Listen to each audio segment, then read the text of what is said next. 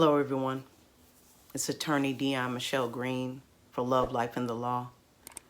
And I said I would tell you if there was a difficult subject to discuss because I do tend to joke around a lot.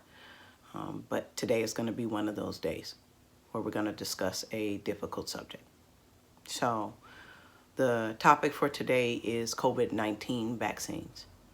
Now, not my job to tell you whether you should or should not take the vaccine. All I want to do is make sure that you make an informed decision. And I'm not going to discuss whether I did not, will, or will not take the vaccine.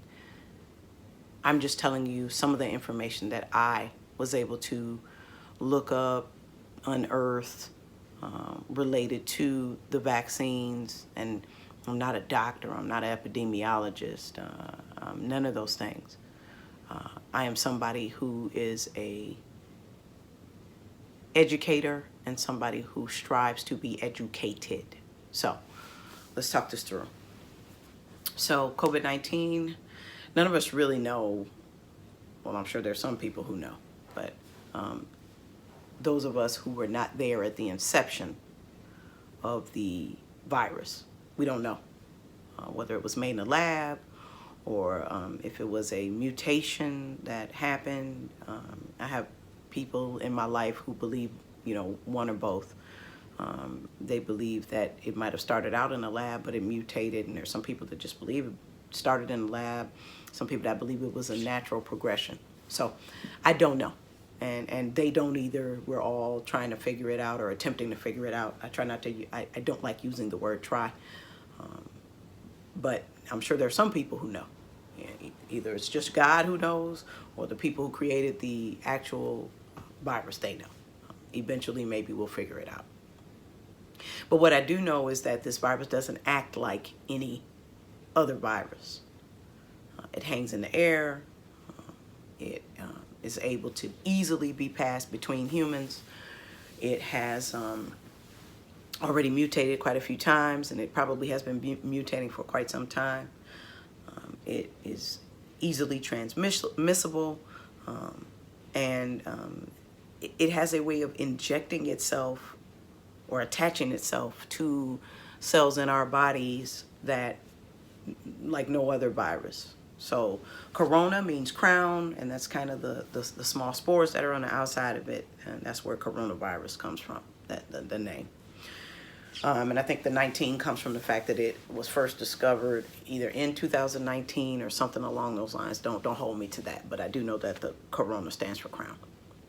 So now what happened with Operation Warp Speed and in some other countries, right? Because most people know this, England actually had a version of a vaccine that they had worked with AstraZeneca to develop. At about the same time that we were going through emergency use authorizations for the Moderna vaccines through our Food and Drug Administration. So the vaccine that Moderna came up with, and I believe there's one other country that one other company that came up with a similar vaccine. It's a 2-shot vaccine that's supposed to be taken about 14 days apart. Whether the vaccine works on the mutations, we don't know. But what we do know is that people of color are dying at an alarmingly higher rate. I think it's 7-1 to people of European descent, I would say, Caucasians. And we also know that the emergency use authorization does not guarantee anything. What it does is it says that there were enough trials done on the drug that they believe it's safe to take. And from my perspective, the risks of not administering and giving out and using this vaccine are far greater than the risks in the view of the government than the risks of people taking it. Now it gets a little bit hairy because, for example, Hank Aaron passed away about 3 days after he was administered the drug. It has been said that was not the cause of his death. I don't know. I just know that he passed away about 3 or 4 days after he was administered the drug. Some people who have allergic reactions are being told not to take the drug. The drug at this point, it has not been tested in minors or children. So we don't know if children are going to be okay with taking the drug. And I will say this, at one point, I don't know if it went through, but the military was saying that if you have had coronavirus 19, that you would not be eligible for military service. So that's something that people may want to keep in mind if you have a desire to serve in the military. African Americans have every reason to be distrustful of the medical system. I'll give you some examples, and we'll talk about this on a separate day with some people that have a great friend that's a naturopathic doctor, and somebody else that's very close to me that's in their last year of medical school, who we'll have some of these discussions with. But when we think about what happened with the Tuskegee experiment, Miss Evers Boys, I believe was the name of that experiment. I happen to have worked at a place where I saw a facility. It's not being used right now, but I saw a facility where people were actually placed inside of an enclosed area, and certain pathogens and viruses and things of that nature were administered to those people, and they would just see how they reacted. If anybody has seen some of the old black and white films of when the nuclear bombs were tested, they would take a whole group of service members and they would place them in an open field.